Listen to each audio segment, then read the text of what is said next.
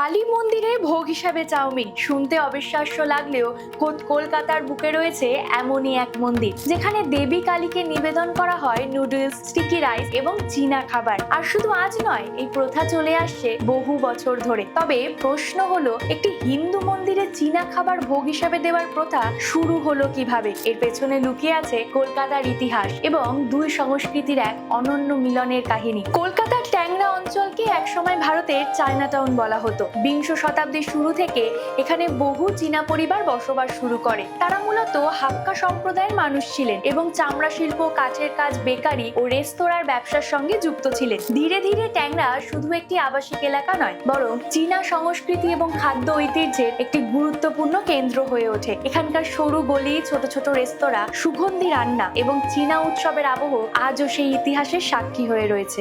এই ট্যাংরাতেই অবস্থিত চাইনিজ কালী মন্দির। স্থানীয়দের মতে কয়েক দশক আগে একটি গাছের নিচে ছিল কালী মাতার একটি ছোট্ট বেদি। তখন এলাকার কিছু চীনা পরিবার বাঙালি পরিবারের সাথেও ধূপ জ্বালিয়ে প্রার্থনা করত। ক্রমে স্থানীয় বাঙালি ও চীনা সম্প্রদায়ের সহযোগিতায় গড়ে ওঠে বর্তমানের এই মন্দির। আর তখন থেকে শুরু হয় এক অভিনব ভোগের প্রথা। সাধারণত কালী মন্দিরে ভোগ হিসাবে ফল, মিষ্টি, খিচুড়ি বা নিরামিষ রান্না নিবেদন করা হয়, কিন্তু ট্যাংরার এই মন্দিরে ভোগের তালিকায় রয়েছে চাউমিন, নুডলস, স্টিকি রাইস, এমনকি কখনো কখনো চীনা ধাঁচের নিরামিষ খাবারও। ভোগের থালায় ধূপ, প্রদীপ আর ফুলের পাশে যখন ধোয়া ওঠা নুডলস দেখা যায়, দৃশ্যটি সত্যি কিন্তু অবাক করে দেয়। সবচেয়ে মজার বিষয় হলো, এখানে চাউমিন দেওয়ার উদ্দেশ্য কোনো আধুনিক আকর্ষণ তৈরি করা নয়, বরং এটি স্থানীয় চীনা সম্প্রদায়ের খাদ্য সংস্কৃতির প্রতিফলন। যেহেতু এই সম্প্রদায় বহু বছর ধরে মন্দিরের সঙ্গে যুক্ত, তাই তারা নিজেদের ঘরের খাবারই দেবীর উদ্দেশ্যে নিবেদন করতে শুরু করে।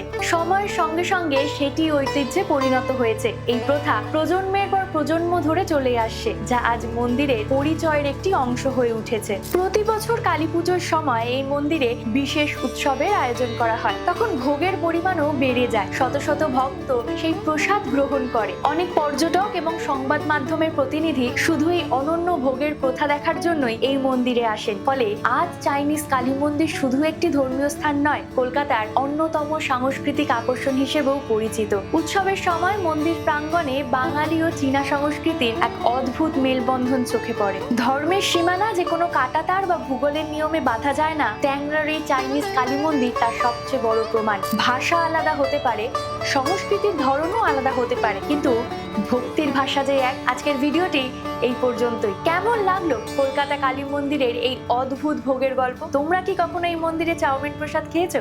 আমাদের কমেন্টে অবশ্যই জানিও। আর ভিডিওটা কেমন লাগলো সেটাও জানিও। যদি ভালো লাগে তাহলে একটা লাইক আর সাবস্ক্রাইব করে পাশে থেকো।